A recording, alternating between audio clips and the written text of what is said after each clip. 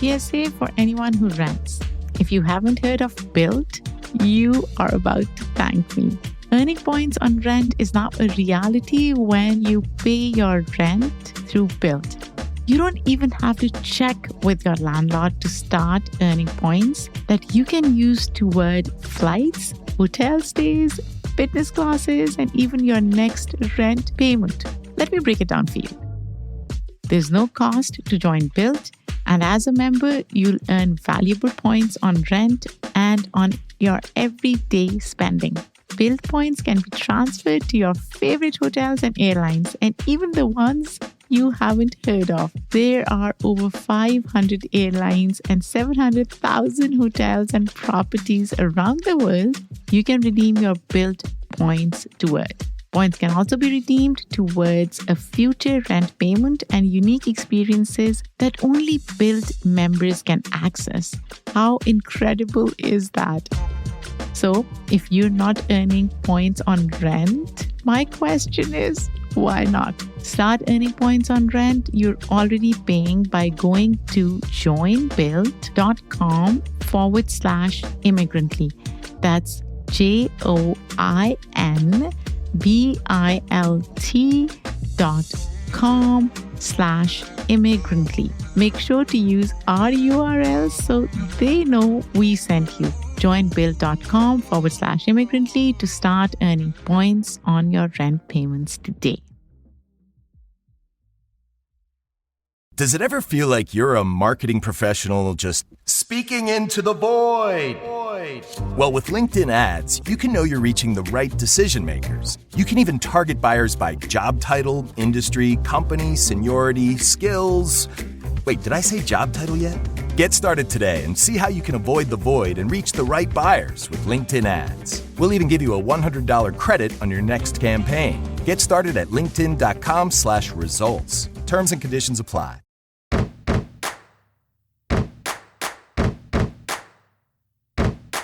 Hello and welcome back to another episode of Immigrantly, the podcast that redefines the immigrant experience through nuanced and deeply personal conversations. I'm Saadia Khan. And the Oscar goes to Zoe Saldana. I don't usually watch the Oscars, but this year I did. And there was a moment that truly moved me, and I wanted to share that experience with all of you. Remember when Zoe Saldana accepted her award?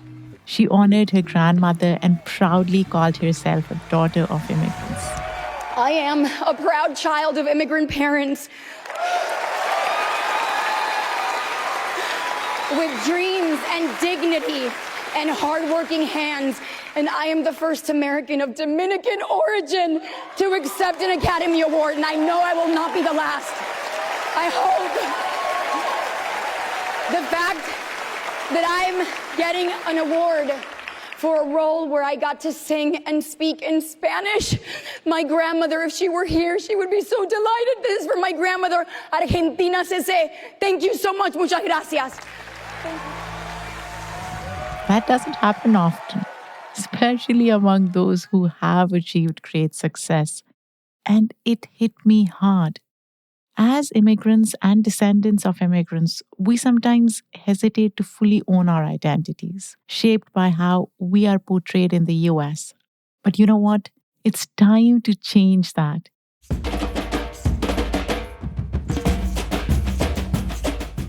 It's time to be loud, proud, and intentional. Let's celebrate, amplify, and honor our roots, because immigrants are the original travelers, risk takers, and dreamers. We embody strength and vulnerability, grit and persistence, and yes, the beautiful messiness of being human.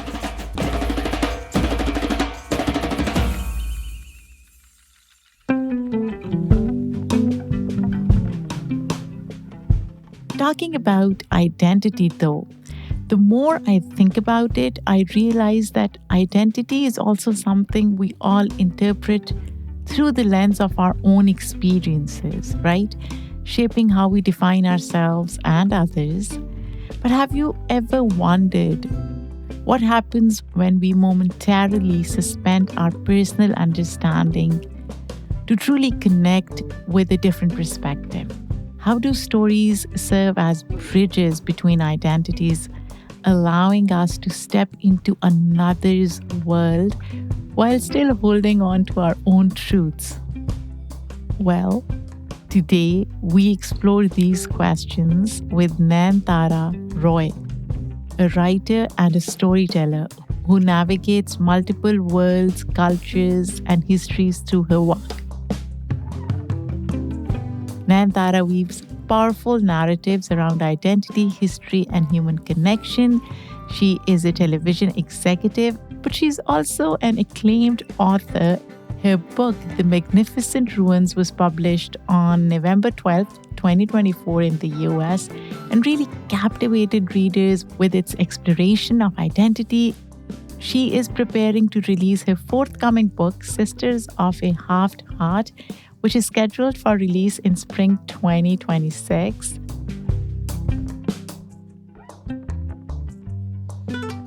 Today, Nayantara and I are diving into her journey as a writer and a storyteller, navigating different cultures and histories, and I can't wait to share this conversation with all of you.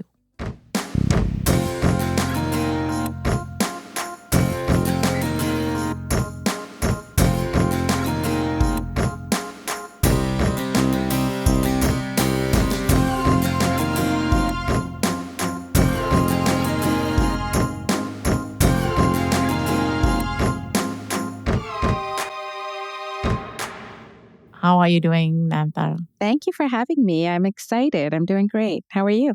I am good. I love your name, by the way. It is so soft.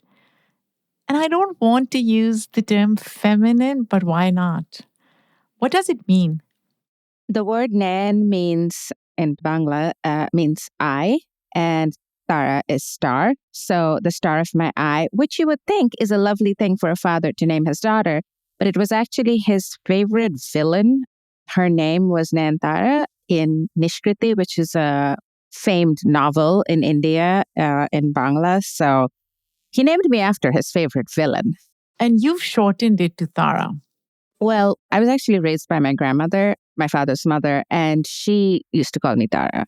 And you know how in India, everybody has 3 or 4 names.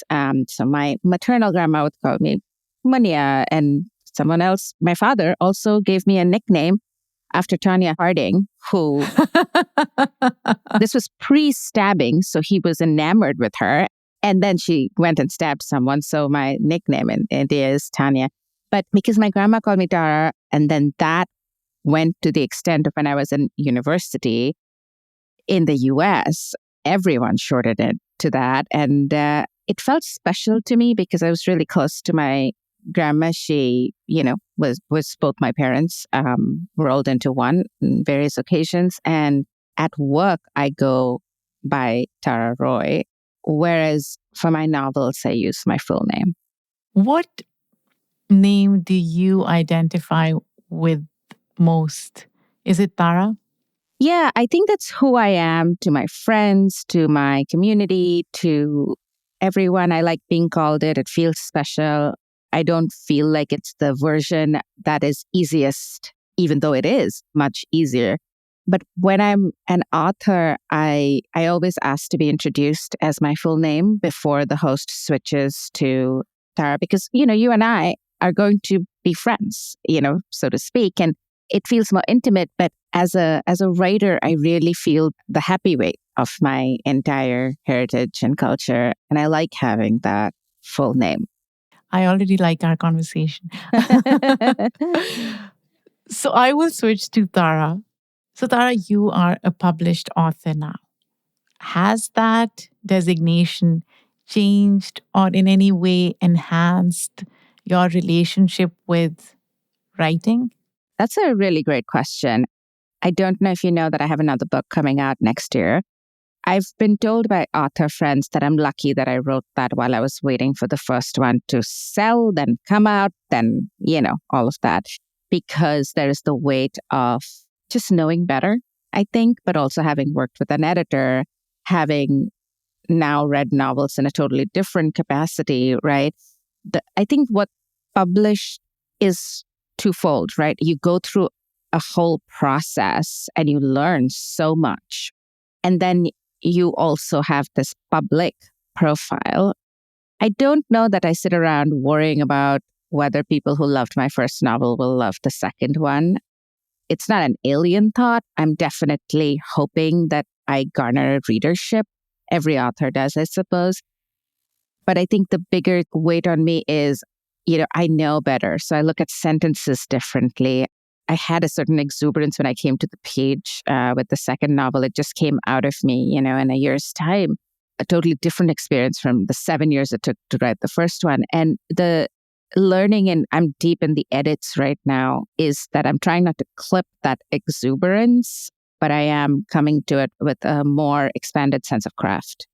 What about the process itself? Is it the same cadence? Are you still sitting on your white couch, writing it with beverages on the side? You've listened to podcasts. Yes, I write very early in the mornings before my partner or dog wake up. I sit on the white couch. I have to do that, and I am happy to do that. But I have to do it because I have a day job. I have to be done at a certain time. It's sometimes harder. Like I took a bit of a break in January between the two novels. I had another writing project and a new job. It's harder to get back into the momentum. Your brain, the neurological sort of connections it makes, this is the right time to write, and it clicks into place. That elasticity goes away pretty quickly. It's like working out. So some days are easier, some days are harder. I've learned if you show up, it'll get done. Now, as a writer, I'm sure you decide which narratives make it to the page. Are there parts of your personal and cultural history that you intentionally leave out, even in your fictional work? Because your first book is literary fiction. Are you intentional about, I will not go there, even in this story? I don't have and I will not go there. I just don't have that bone. I think my partner and my family would be happy if I had that bone, as I suspect. I think the relationship one has with a writer one loves is to consistently be observed and then perhaps have some version or distillation of it out in the world. Not everyone's signing up for that, whether as a parent or as a sibling or as a partner. It's interesting because if you're afraid of those things, you will perhaps be untrue to writing. That is just my opinion. Plenty of people feel differently. I'll work on not offending anyone, but I can't guarantee it ever. So no, I don't have that I won't go there bone. Have you ever thought of writing nonfiction? Yes, recently, and never before that. The concept of happiness, of joy, preoccupies me. And so many people have done that so well. Ross Gay, Gretchen Rubin, these are all like the greats, right? The historical people who have written about happiness. I think happiness or joy is specific. And I've thought of writing a book. Actually, my friend Priyanka Matthew is writing a book about joy, I think, from her perspective. But my version of it would sort of be, I don't know. I've thought about the things that bring me happiness, and I'm kind of preoccupied with them specifically for me as an immigrant. I think it's got to do with values, the habits that bring me happiness, which is not something that's groundbreaking or no one. But if I could think of 1,000 things that brought me joy, I think that would be a pretty specific and, dare I say, interesting book, because I am who I am. I'm a writer, but I have a very busy life. I'm beloved by some and very much not so by others. I'm sure I have a public profile, a private profile. It's just, I think it would be interesting to take that landscape. But maybe not at all. Maybe my agent is going to be like, you know what, stick to the fiction. It'll be great. So we'll see. I'm so glad you're talking about happiness, because when I think of happiness and joy, I see it as fluid, ever evolving. Personally, there are things that I would not care to think about, but then they would just bring me joy unexpectedly. Getting up in the morning, looking at sunrise, looking out into nature, which most of the time I'm not even paying attention to, but then some days it just clicks, right? And it makes me happy. It lifts my spirit.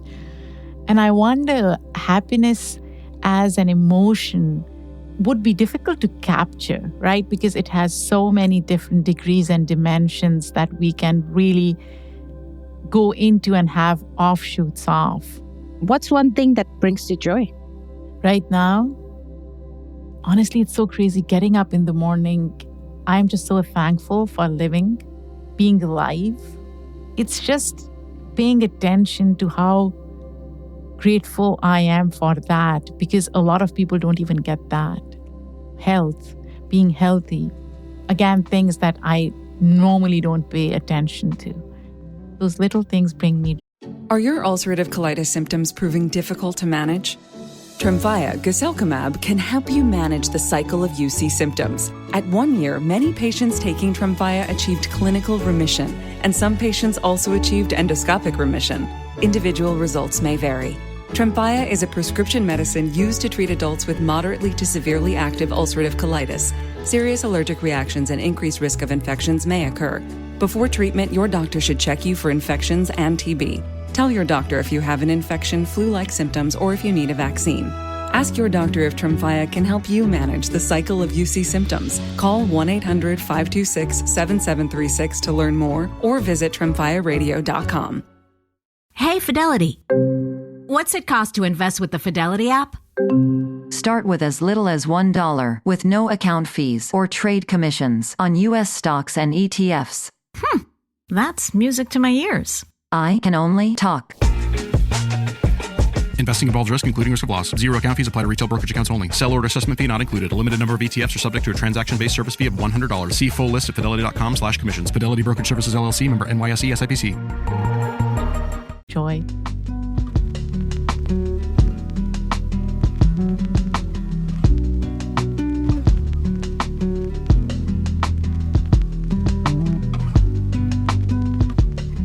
But I want to pivot and talk about your writing. Now, many multilingual folks, including writers, talk about how certain emotions or memories feel truer in one language over another.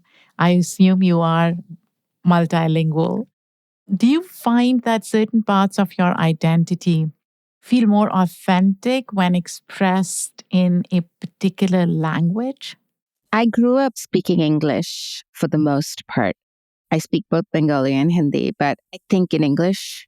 And so I would say, like many kids of the diaspora, but especially in India, in Bengal, who were educated in Catholic schools, English in many ways was my first instinct, if not my first language. Oh, wow. That's so interesting. And my education has just sort of been in English from start to finish. So it is the language I'm most comfortable expressing my identity in, which you could argue is the direct product of colonization. I was going to say that it's very similar to how we have it in Pakistan, right? Grew up with the language. It's one of the two national languages spoken in Pakistan, among other regional languages. I am comfortable in English, but to be honest, I feel like my brain somehow identifies English more for intellectual conversations only. There are parts of emotions that I feel in other languages, and I speak 3 more languages. So that's why I was curious to know about you, but it's interesting to see that you have connected with English on that level. Well, my grandma was Singaporean by citizenship. For a while, her family moved there, World War II.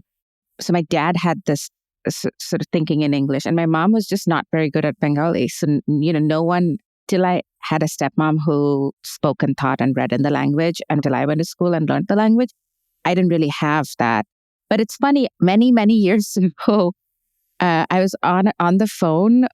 I was trying to pay a bill, and, the person was being frustrating, and I like to think pretty calm person, but this was an aggravating situation and we had gone around in circles. And my boyfriend at the time just pointed out that it sounded like I was talking in Bangla, that my accent had done an about turn. So you are probably right. And it's sort of the concept of home.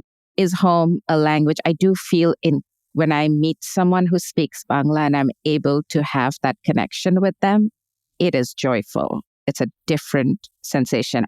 That doesn't mean I think in the language, but it is sort of like this beloved connection. Is there a code switch happening in mannerism as well? I would have to observe it, but it's funny you bring it up. I'm obsessed with code switching. I'm obsessed with people who do it at a diabolical level almost, but who can't help themselves. But I know for a fact that when I speak to someone, even in English, who's from India, we allow all of the inflections to come in. We switch between languages. I'm so glad that happens. I'm so glad I'm able to embrace those identities. Yeah, of course. How boring would it be if we were just stuck in one culture or one identity? Sometimes those identities happen to us organically, and sometimes we create new identities for us, right? And that's the beauty of Clorox Scentiva smells like lavender. Cleans like Clorox. And feels like...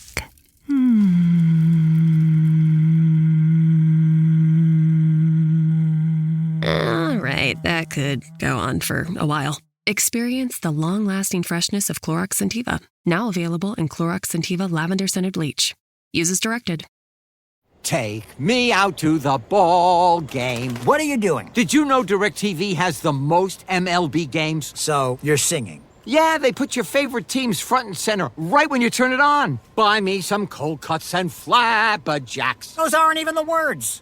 I'm allergic to peanuts. Stream DirecTV, home of the most MLB games. Visit directtv.com. Claim based on total games offered on national and regional sports networks. RSNs available with choice package or higher. Availability of RSNs varies by zip code and package. living.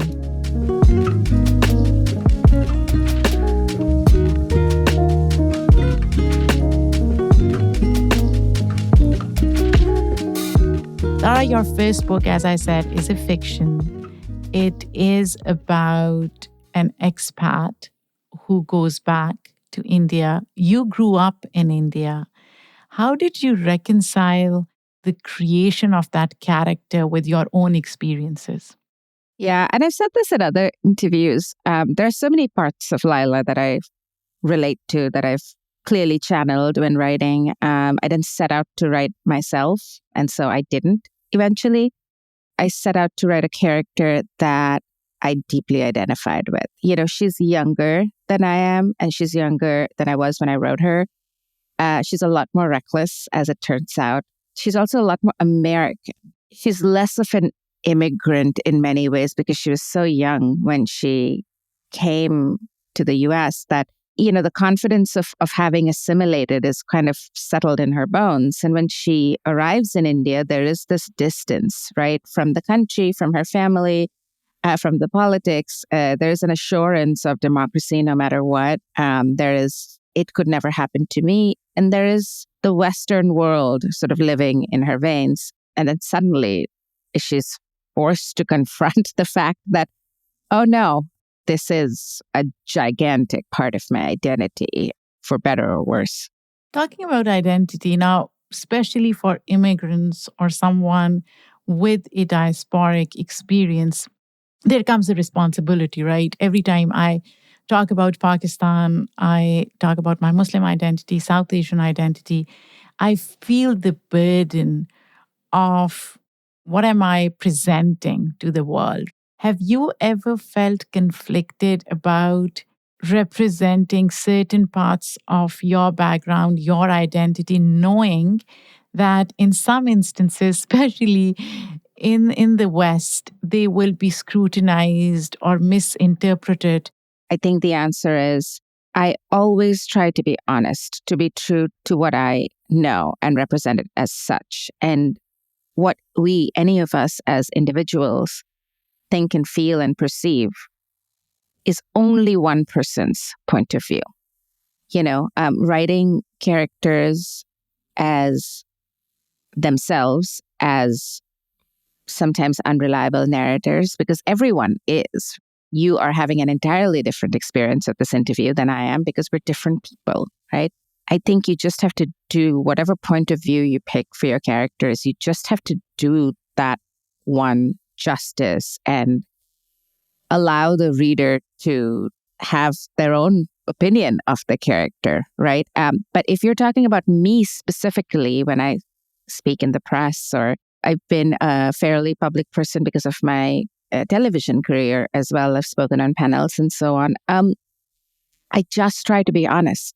I find that if you try treading too many lines of, I will be too burdened to be honest, So I try to be honest, and I try to accept that I absolutely do not know everything there is to know about everything. And I can bring my own beliefs and knowledge to something, but I cannot speak for everybody. Give me an example of that honesty. Commenting on Indian culture, let's say. I was deeply integrated into it. I have family there now. I was in it for a lot of my life, and now I'm an outsider in many ways because I live elsewhere. But I definitely have a right to my opinions based on who I am, but it's important if you're doing that to take into account all of the things that you may not be privy to, right? I think in 2025, nothing is more important than saying, this is my opinion. I'm putting my cards on the table. Let's hear yours as well. And maybe nothing is black and white. I just think that if we all lived a little more with that bend, it might be better dialogues. I love that. And I like this idea of being an outsider now. A lot of times I think about it as well. I've lived in the US for over 20 years. I don't experience Pakistan on a daily basis. Pakistan has moved on from when I left it and where I left it. So for me to have opinions about where the country stands and where it should go is unfair. Having said that, I'm still invested. And that brings a different perspective. But prefacing it with, look, I've been away for so long. I don't know the entire truth, but this is what my truth is. And this is what it was 20 years ago is so important. And I do find a lot of times immigrants and people in diaspora get caught up in nostalgia and they forget that they are also the outsiders now. To be the devil's advocate, you're also a thinking, breathing person, right? You're bound to have a pretty informed opinion that is rooted in two cultures, having had some distance from it. So you are absolutely entitled to your opinion as long as there's room for other opinions. I feel like that's important. Hey guys, have you heard of Goldbelly? It's this amazing site where they ship the most iconic, famous foods from restaurants across the country, anywhere, nationwide. I've never found a more perfect gift than food. They ship Chicago deep dish pizza, New York bagels, Maine lobster rolls, and even Ina Garten's famous cakes. So if you're looking for a gift for the food lover in your life, head to goldbelly.com and get 20% off your first order with promo code GIFT.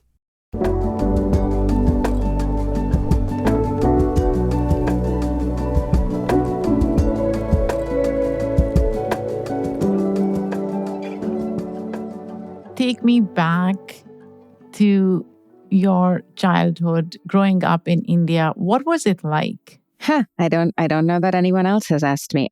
My parents were divorced, which was a scandal at the time. They were extremely Western. They had fallen in love and they were divorced. They were young divorcees. I had a pretty Western upbringing because my grandma was raising me. We took holidays to visit her family in Singapore, and I had a cousin in Switzerland that, Spain, that we would spend our summers in Europe. So I was very much looked at as the very Western child whose parents were divorced and who took summer holidays in various parts of the world. I also spoke English in a way that a lot of the other kids, were just better bilingually. And I spoke English because I had such a Western family. So outside of those technicalities, I would say I was beloved by my grandma. Both my parents tried their best to be of support. And I was a little nerd who read obsessively. Like by the time I was in my teens, I had glasses the size of you wouldn't even believe. They looked like bifocals. And I was in school recognized as a writer. I won a lot of prizes, competed at the national level. And it was a pretty joyful childhood with the natural things that come out of being a child of divorce, being a little bit of an outsider already in a culture. And then you decided to come to the US for your master's. Yes. It's interesting because I never thought I would become a television executive. I actually thought I would be a writer, a playwright, and a writer. And I have a novelist cousin who lives in Ireland, and we're sort of writing novels at the same time, which is so interesting. But I didn't think I could make a career out of being a novelist when I was younger. I probably would go back and rethink that. But I ended up finding myself a pretty joyful career as a television executive that has a lot of reading and writing and supporting writers in it. How does that work, being a writer and supporting writers? What does that dynamic look like? It's interesting, and it's a good time to talk about imposter syndrome because I've never thought of myself as a writer, despite everything, until the book came out. By the way, I wrote the first book in secret. Like many dear friends turned to me and were like, you did what? I had no idea that it would be out in the world. Why did you write it in secret? I was just writing as I had my whole life. The short story that was the first thing that was ever published, I had just written. It was a habit to write. I didn't necessarily do it towards publication. It was only after a novelist friend read parts of the first book that it sort of became a thing. And when I had an agent, and then when we sold it, it became more and more real. But even so, I guess the reason I've been able to compartmentalize up until this year is that I didn't consider myself a writer. And so I have great respect and enormous admiration for the work that writers do. And then I do think this year I've been sort of in my new role, as you get more and more senior, right? I've been generating some ideas in a way that sort of treads that line between being a writer and being a television executive. But overall, I think they're different parts of my brain, right? One, I'm very experienced at one of them and very inexperienced at the other. But two, when you come to a TV project, as an exec, you let the writer, try not to be too exec, is my thing to myself. Don't give notes unless you really believe that it could support that vision. Is that your writer part talking? Maybe. You're right. I do have a lot of respect for writers. I try to see what they're trying to do rather than, and, I try to say, in this moment, you're not a writer. Give them that space. And I think that writers like working with me. I was at a network for 4 years. Sometimes it's the network's vision, right? You have to, especially today when there's such a glut of content as in scripted television, you have to sort of give that note that is the network's vision. I don't always enjoy it, but I recognize that it's coming from things like algorithms and analysis, and you do the job. Have you ever pushed back on something that the network really wanted you to do? I've always worked in jobs that my opinion is respected, right? But you don't, as a television executive, think about your taste, even though you're hired for it. You think about the taste of the network, what will work on that network. Similarly, I've just gone back to the seller's side and joined a new company And what we're building is very specific. We have a mandate in place. I'm certainly bringing my taste in, but I'm respectful of what the company's vision is. When you have a boss, you have a boss. I don't have a boss, but I'm a novelist. Maybe I do. I get that, Tara, but at the same time, I feel the fact that we see same stories and narratives being shown to the audiences and churned out is probably because the networks are so stuck in their idea of what the majority or what the population wants. And there is a clear disconnect, especially now that we have a new generation that's very different. It identifies differently. So, how do you keep that in mind while obviously respecting networks' vision of what they want to produce? I think I've been very lucky, to be honest with you. I worked at a predominantly Black network, and I was a person of color with a voice there for 4 years. And before that, I worked at Fifth Season, who were doing shows like Severance or Turkey of Ice, or Normal People. These were all groundbreaking in some capacity or the other. These were all narratives that were taking risks. And now my boss is a gay man. And, I started my career with the Russos at Agbo, and Citadel with Priyanka Chopra was their biggest show. And as an executive, I think I'm always pushing for, are there voices in the room that will do everyone justice? Obviously, after all of these years, I've worked with so many people of color. I get what you're saying. There is a real sort of glut of things that look like each other. I think that's always going to be, if iPhones are in demand, they're just going to make more of them. But I think there's a way to have a voice and do justice to whatever difference you can make. And I respect that. I really do. Although I would say that sometimes just having people of color doesn't automatically manifest in diverse and authentic stories, because sometimes, unfortunately, people of color are also churning out the same content. They've bought into this idea of what is normal. So it has to be authentic, whether created by people of color or not, as long as those stories are authentically told and represent a population in a way that honors them. Honestly, but honors them. By the way, I love Severance. I've been binge watching it. It came out in 2020, right?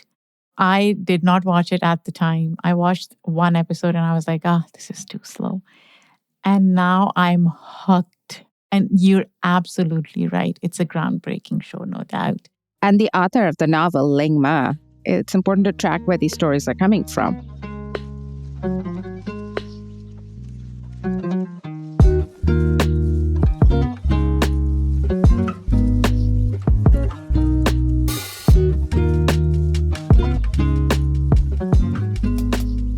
Going back to your books, as you're writing another book now, have you ever used silence or omission or something that you did not explicitly say as a tool for storytelling?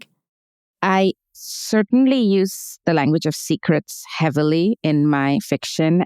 I tend to be very interested in how, if you know a secret about me, that changes the way we interact, especially if I don't know that you know. So the way people interact is very interesting to me, the things they don't say. The first book certainly is about cultures of silence that are then broken towards the end of the book. But again, I think reinforced as an event that happens in the book towards the end, a death.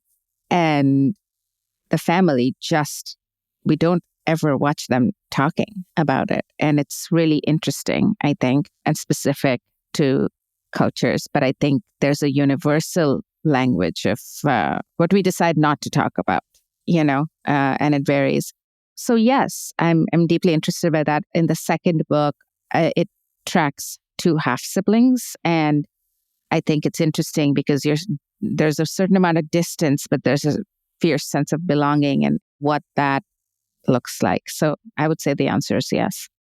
You mentioned secrets. What about secrets fascinates you? The things that we keep so private that either we're guarding because we're ashamed or because we've been taught to not talk about those things. I think they're very telling. Like what does not make you happy is very telling, right? In the same way, I think the things that you don't say aloud or that you're afraid to share are very telling.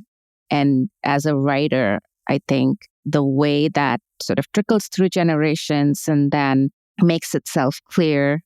You know, when I think of Pakistani culture, and again, it's my opinion as one person, there is a lot that's unsaid, unheard. There is this gatekeeping of cultural traditions, norms, family secrets, conversations that happen within the confines of somebody's home.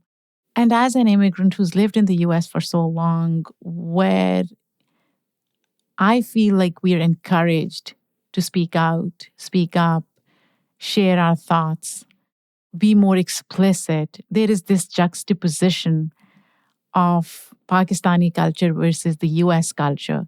And sometimes I wonder if there is value to be had in guarding those traditions and secrets. And not everything needs to come out. Have you ever thought of it like that? I don't know that I've ever thought of it like that, but I've been always very interested, right? In my book, the mom's character would agree with you, you know, and the daughter would not. And I think the fact that they're both equally valid is very interesting. It's just watching those worlds collide.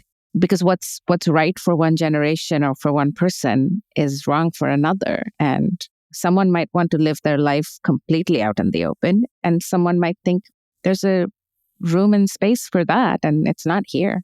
Absolutely. But you know what? Looking at my life personally, I've experienced both. There have been instances where I've shared too much. And when I look back, I'm like, it was unnecessary. I didn't have to.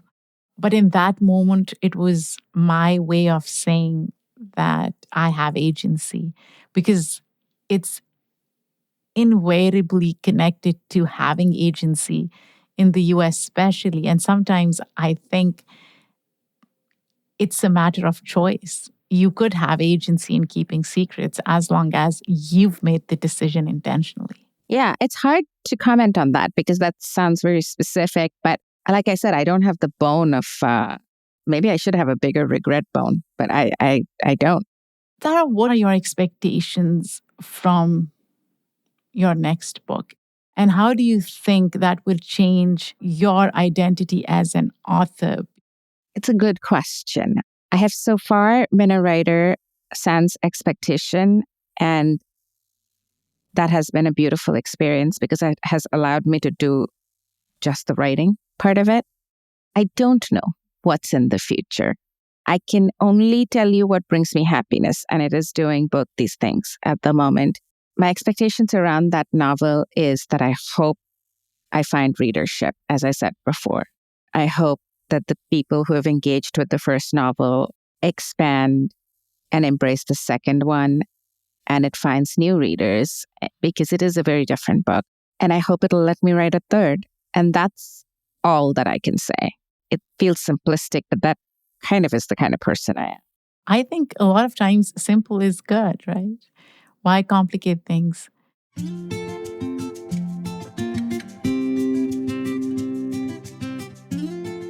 In the end, Tara, if you were to define the United States of America in a word or a sentence, how would you do that? Divided.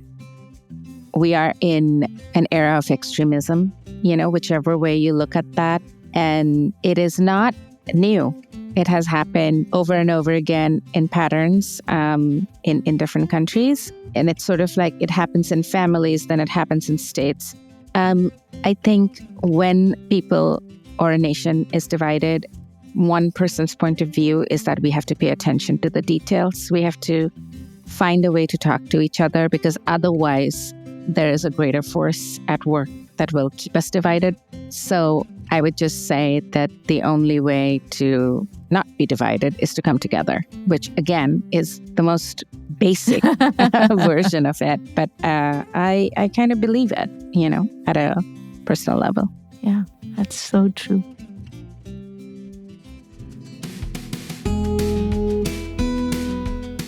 Where can people find your book? Everywhere. Amazon, physical bookstores, but I would love it if you bought it at an indie bookstore.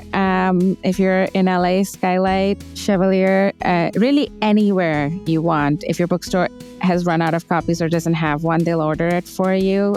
You can now, I believe, also find it on news bookstores now that it's been a few months out in the world. Wonderful. Thank you so much, Tara. This was wonderful. This was wonderful. Thank you so much for having me.